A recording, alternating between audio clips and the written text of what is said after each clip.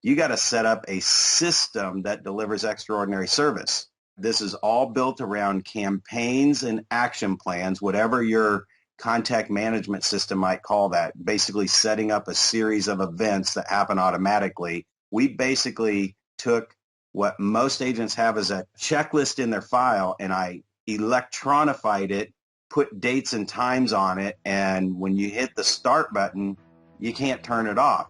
I automated our entire business.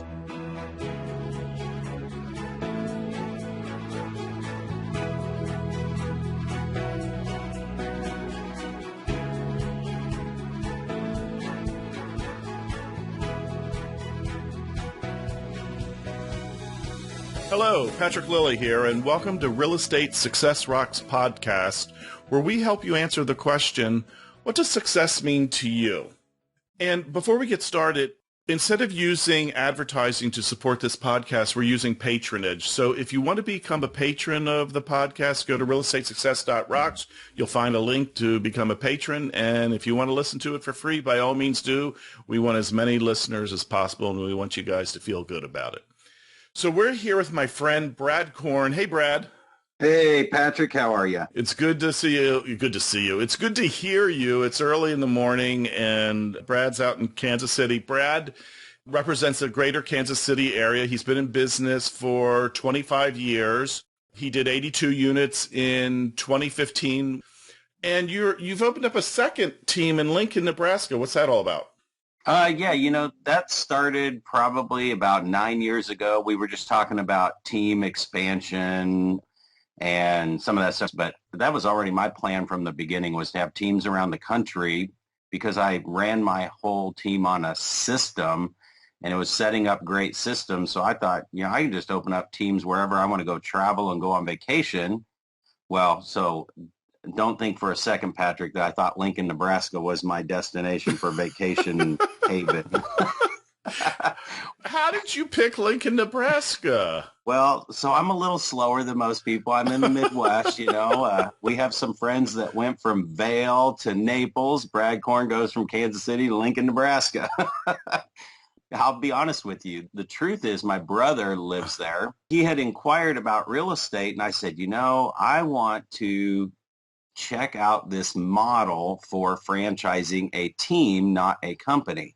So it was perfect. We actually started his real estate business with $0 out of pocket. My project was to see if we could start a successful real estate business with no money invested. And that was starting with relationships, building up the database for 6 months. That's all he did was meet people and write notes.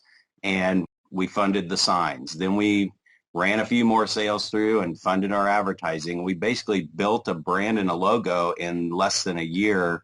And he was able to quit his job in 1 year. And really, we started with nothing except relationship. All right. So at our last conference, Brad had the second highest rated content session in Seattle, and it was on database automation, and people just loved it. So I wanted to bring it to you to expand upon it and go into a little bit more detail. So when you say database automation, what does that mean to you, Brad? Well, I'll tell you where it all started from, Patrick. I mean, first of all, one of the things I was smart enough to do when I first got into real estate is I started hanging around people like you and everybody that was at, Seattle. I mean, you guys became my friends, and I knew that if I was going to make it in real estate, I might as well see what the successful people are doing. And I literally would just walk up to stage after you guys were talking. When I first got in 25 years ago, I just would go up and introduce myself to you guys, and then I'd stay in touch. And I just became friends with everybody. I remember in one of our groups where we were all with Howard Brinton in this group, I remember in '07, I finally got interviewed by Howard, and I think he ran out of people. That's why I got Yeah, and it's true because that's the same year he interviewed me. So it is true. He had run out of people. Oh, see, now I thought you got interviewed way before that. No, I was just a couple of months before you. That's all. Well, what was so funny is when he called me, I'm like, what'd you do, run out of people? But it's like when the interview came out, they're like, wow, he doesn't interview people a second time. And I was like, you guys, I've been your friends for the last 6-7 years. I've just been hanging out with you because they said you're the average of the 6 people you hang around. So that's who I hung around. But to get back to it, I tell you, that's a core piece of it. And then another major core piece of it was Michael Gerber's book, E-Myth Revisited. I mean, this is definitely a book everybody should pull back off their shelves, because I'll tell you the gist of it. And when I say automation, this will all make sense. In Michael Gerber's E-Myth Revisited, he talked about delivering extraordinary service. And in all the years of coaching top agents who are building teams, what I found is that when we hire people, no matter what classes you go to master the hiring process, to hire awesome people that are going to help your business grow, there's an 80-20 rule out there that none of us can get away from. It's like gravity. And that means 80% of the people you hire are going to be average people, and only 20% are going to be good, and only 3% are going to be incredible employees. So what I came up with, and what I came, or not what I came up with, but the message I got from the book E-Myth Revisited was, you got to set up a system that delivers extraordinary service. In fact, Howard Brinton is one that connected the dots for me, because one day, I was telling him about an issue I had with an employee, and he said, Brad, that's not the employee's problem. That's your system's problem. And I went right back to that book, and I said, I have to build in incredible customer service. So from that point forward, this is all built around campaigns and action plans, whatever your contact management system might call that, basically setting up a series of events that happen automatically. And I automated our entire business, from when we capture a lead, the follow-up that happens, and adding the personal touch back in, and it's all automated, clear down to the back end where it's from contract to close, from a new listing until it goes under contract, from a new buyer until we write a contract. We basically took what most agents have as a checklist, if they have one, a checklist in their file, and I electronified it, put dates and times on it, and when you hit the start button, you can't turn it off. Okay, so let's stop for a second. So automation there for you means is that once somebody is sent into what we would call workflow, once somebody is entered into a workflow, then everything is automated, either with emails going out or notifications that you need to call them or send them a note or something along that line. Is that accurate? Even more so than that. It actually, down to the to-do task of assigned to each person on my team. So the accountability is even built into the system. Okay, so let's get back to accountability in a minute. Let's take this one step at a time. So we start with, I would imagine the hard thing here is actually setting up the automation. That's where the real time is spent, is setting up the automation. And it's going to take more time at the beginning, but once you get it set up, it's going to save you a lot of time and help you to be consistent and systematic. Oh my gosh, you nailed it, Patrick. It's the only time investment that takes a while is setting up the first system. Okay, so let's talk about that. First of all, are you using a CRM to do your database automation? Using a CRM, yes. And which one do you personally use? There's things I don't like about my past 8 contact management systems. So that's not really the key answer. The question I think you're asking me is, what would I use? I'd use the one that allows me to totally custom create a series of events. And this is key. It has to let me do every form of medium that I can possibly do. Meaning, can I print a printer directly to my local printer in the printer behind my desk? Can I send it to a mail house? Can I send emails automatically? And more importantly, does it have a dashboard or like a main place where that pops up? All my calls for the day, all of my to-dos for the day, emails go out automatically, but we print some letters in-house for the day that we can make notes on. So it's totally customized that I can set it up however I want, make whatever I want happen on whatever day I want. And it lets me do everything, not an all email drip, not an all postcard thing. I can totally custom create the action plans and campaigns that are in there. So it's customizable. Totally customizable. So it's going to, instead of saying Dear Sir, it's going to Dear Joe. Exactly. And you can even put within the content of the message, if it's an email or a letter, you can put in the content of the message where their name is actually in the content, not just in the address line. Yes. However, with that being said, I want everybody to make a note here. Be careful about too much automation in your follow-up process. So we have built-in actual fingers touching things and looking at stuff because every time I fully automate something and it's out of sight, out of mind, it's going to people who are divorced, or like I just caught one the other day. I'm in my database every day, and somehow our pastor who passed away, stuff was going out with both their names on it. So, Oy, oy. So this is interesting. So did you originally set up all of these steps yourself for your business, Brad? yeah, man, you ask great questions. It's like you went into my head before this podcast started and I say that because 10 years of helping agents with this, and now I set up some of these systems for people. There's key things that I figured out, and that is one of them. So Brad, you went in and you created this yourself, and the reason behind that is what? Yeah. So what I figured out is that I have systems for everything. I have hundreds and hundreds of action plans for different things. And what I figured out from a lot of agents, they're like, well, just give me your plan.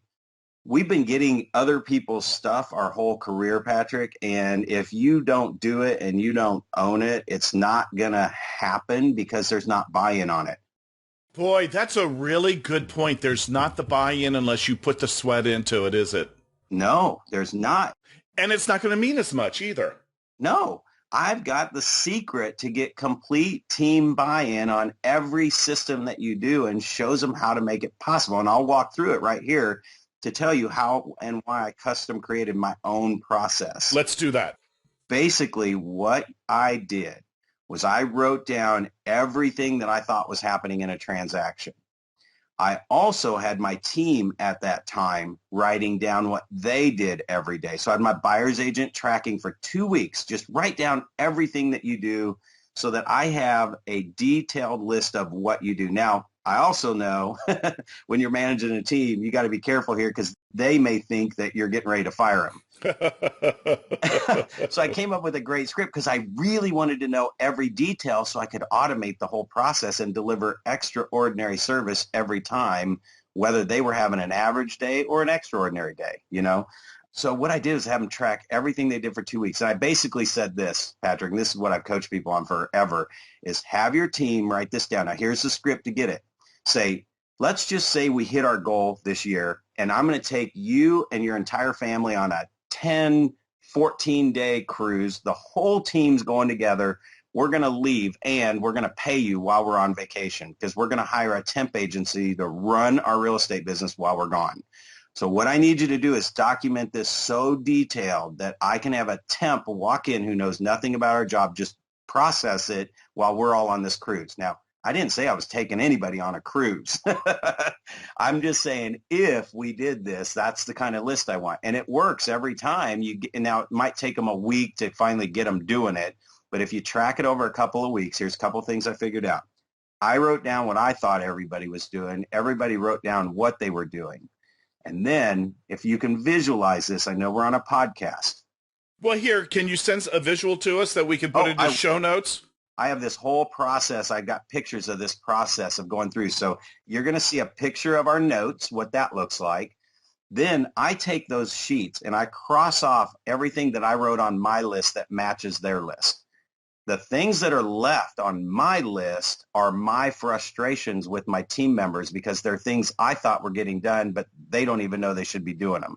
So that's one thing. Wow. So first of all, it's a way of actually following through to see that people are doing what you want to do by even just creating this list for automation.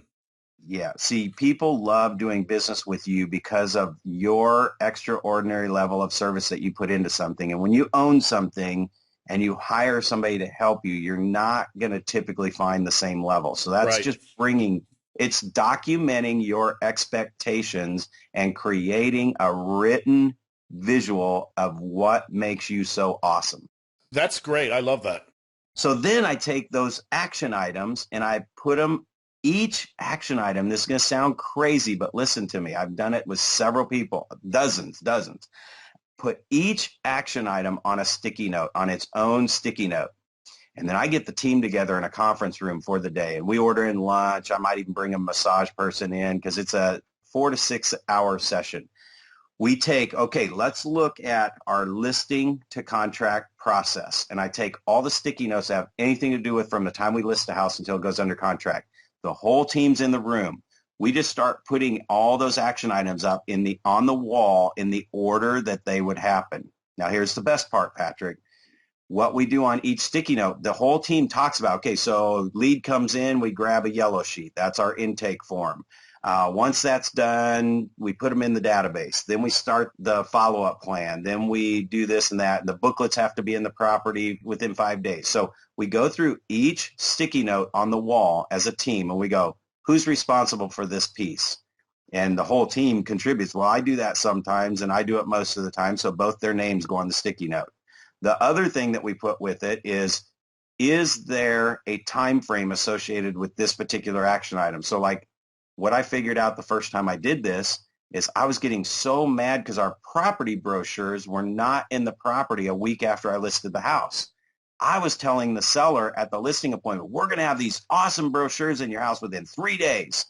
Well, at the office, the person that was doing the brochures is so slam busy. They're like, Brad, we can't do those in 3 days all the time. That's too much. And I said, and that's where we got to have a discussion on this one sticky note.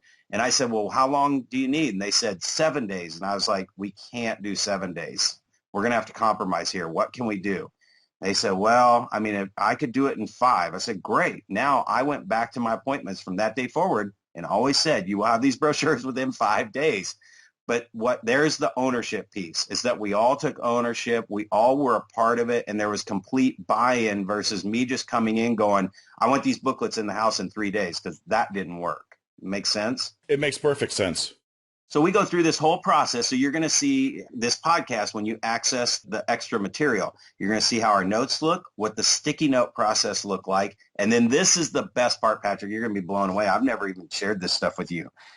I take each of those action items in the order that they're in, and I put them into a spreadsheet. So if you can imagine, column number 1 is just our system for new listing to contract plan. And I put each step in its own line. Column 1 is the action item.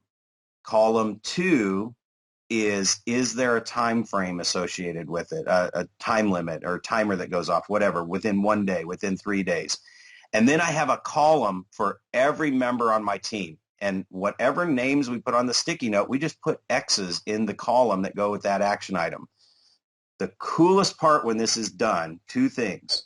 1, I have an instant visual job description for everybody on my team, the most important job description of all. In fact, this is basically my whole policy and procedures manual is one spreadsheet.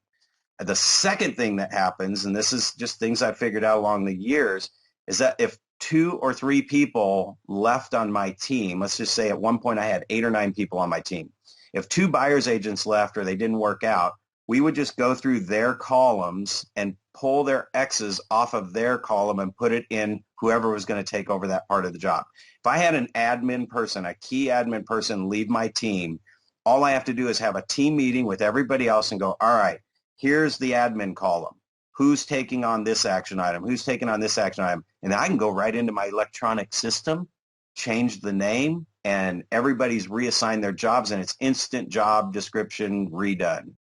Yeah, there's so many incredible benefits here. There is, one, you're going to provide better service to your clients because you're not going to forget what you're supposed to be doing. Number 2, you're able to replace people easily when there's illness, when people leave the team for whatever reason. Number 3, you have a way of holding people accountable since everything is detailed now. And 4, it makes your life easier even though it takes time up front. Bingo. That's why actually 2015, we actually worked the entire year with 2 people running my team because I was basically out for 6 months. And I mean, I'm still the listing guy. So 2 people ran 80 transactions smoothly. That's awesome. And thank God you did that because you really had a tough year this year, Brad. Thank God personally. Thank God you did that because that enabled you to continue having income to come in at a time when you needed it. Well, so I'll just make a comment there for anybody who's listening that didn't know. My wife was in an accident on March 13th in a head-on collision. She recovered by the first week of June. By the third week of June, she just didn't wake up one day and was in a coma, and they lost her on the way to the hospital when she wouldn't wake up. That lack of oxygen put her into a coma for 6 months, and we lost her on November 4th. We couldn't get her back out of that anoxic brain injury. So I took her all over the country, guys. And this is the thing. This is the message from this plan right here that's so important, because I always push myself way out of my comfort level to hang around people like you, Patrick, and everybody else, and push myself to be successful like you guys. Because I was always way above comfortable and always stretching myself. When this happened, honestly, I fell back to a comfortable level. Like, I didn't have to worry about whether my house payment was going to be made or my car payments. And I worry about that all the time because most people get stuck at comfortable. And then when something really bad happens, it sucks them down to uncomfortable. And the last thing I could even imagine dealing with while I was in Lincoln, Nebraska for several months trying to get my wife awake is worrying about whether or not my house payment was being made, my car payment. That would have made this the most horrendous thing ever. I mean, it already was. So that's why I'm sharing this message. And really, when I came to Seattle, it was like, guys, you got to get uncomfortable. You got to get these systems documented, and you got to get it like extraordinary level service automated so that that is delivered every single time. And you can never have to worry about whether you're going to be comfortable or uncomfortable. Well, you talk about blowing me away. That blew me away. I knew all of those facts, and I'm really moved by how when somebody's real and shares what's really going on with them and how they combine that with the work they've put into their lives, how it can make a difference in their own life and make a difference in other people's lives. So really, Brad, thanks, really. Thank you for sharing that. Yeah, I appreciate you having a way for us to share it with even more, because I just, the thought of anybody having to do that, just, that worries me. Yeah. Yeah. And, this is a bit of a plug here, but, one of the reasons you go to conferences like our conference and other conferences is to hang out with people who are doing stuff that are making changes in their lives, that are pushing their lives in the directions they want to go in. And here's the thing. I mean, in real estate, you and I have seen it forever. I mean, there are so many markets where you could sell 20 homes a year and make so much money and have a really good life. Because here's what I challenge people on. How much time does it take to close 2 houses a month? I mean, really, you know? Truly. So when you automate the system, it's like this has led to our instant listing program. I can list a house in 1 hour and be done. It's all done. So it's automated it. It's actually freed up our time to do way more business. And this is probably the best part, is that my team is blessed because I've provided them an opportunity where they don't have to settle for a status quo job, that they can go accomplish even more. So that's what I love about it. It's a win-win-win scenario for the clients, for the team, for you.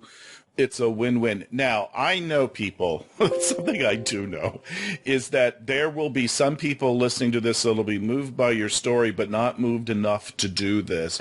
Yeah. Because the reason is that this is not where their strengths are, and people often don't like to do where their strengths are. So Brad already talked about pushing yourself outside your box. For those of you that are not willing to push yourself outside of your box on this issue, then hire somebody to help you set this up for you. Now, I would love your advice on this, Brad, but I would think when you hire somebody, you still have to have some flesh in the game, or it's not going to be as effective.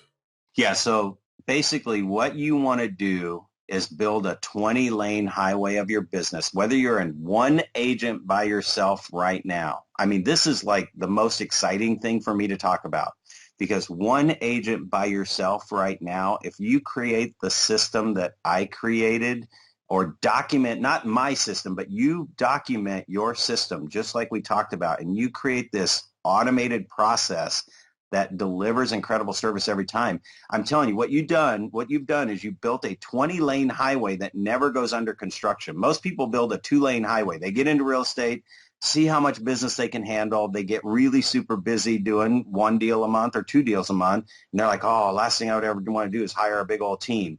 And then they put their business under construction. Some of them do, and they push themselves a little bit and they go to 4 lanes. Then they put their business back under construction the next year because they went to a great conference, and then they add 2 more lanes, and they're always under construction, and it just hurts.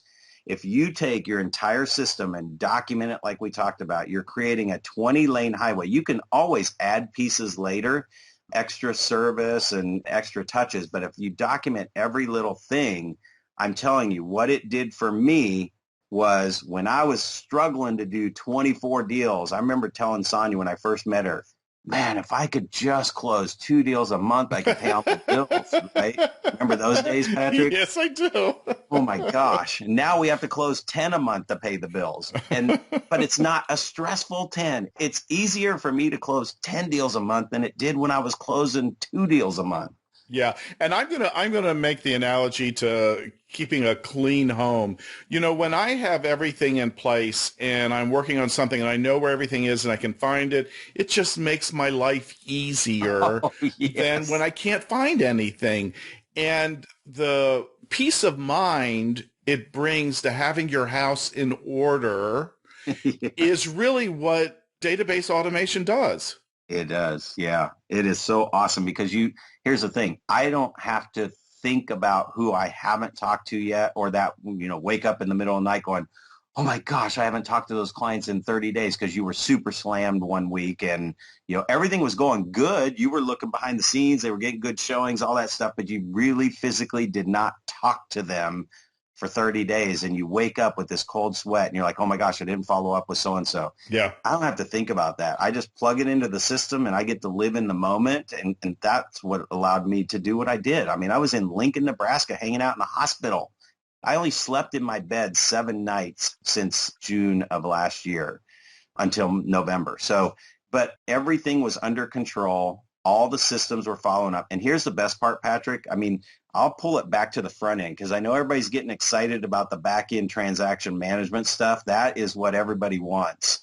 You don't even need to automate that until you automate how you're capturing every person you communicate with on a daily basis and then follow up with them until they buy or sell. Because one of the things I talked about at the conference, if you meet 100 people in the next month, 10 of those people are moving this year. However, out of those 100 people, only 1 or 2, maybe 3 know they're moving right now that you just met. The other 7 don't know they're moving this year until about 3 or 4 months from now or later. The other thing on that is out of those 100 people, there's 10 more moving next year and 10 more. Remember, NAR says the average person moves every 5 to 7 years. I'm just saying 10 because it's slowed down a little bit and it's easier math. But there's somewhere between 10 to 20 people moving every single year for every 100 people you meet. Yet in this business, we are taught to go find the next 1, 2, or 3 and forget about the other 97. I stay in touch with the other 97 so that I don't have to work harder finding 1, 2, or 3 a year from now, 5 years from now, 10 years from now. So I put them all on an automated follow-up. Well said. Well said. And it does make your life easier because you're not chasing business that way. Chasing business isn't fun. I don't think it's fun. So let's wrap this up, Brad. If you were going to summarize database automation in one word, one sentence, one thought, what would you say? Get uncomfortable now.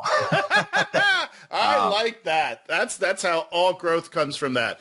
Get uncomfortable now and do the work. Do the work. The hardest part is documenting what you're doing. You don't have to do any work after that when you do it right. Awesome. So listen, Brad, if people want to get a hold of you, your website's kornteam.com, Korn team. God, I could make so many jokes about that. I guess. I know. It's made me some money, though, as I grew older. Kornteam.com is his Twitter handle is @KornTeam. Now, you do coaching, too. So if people want to hire you to help them with setting up their database, would you do that? I would. Awesome. Brad, thanks so much. I don't know how somebody can turn database automation into a moving story, but boy, did you ever. That wasn't what I was expecting, and that's obviously one of the reasons why your session was rated so high this last year, is because you were able to personalize something that is not very personal. You know what? These systems made it possible for me to be in Seattle. Awesome. Brad, thanks so much.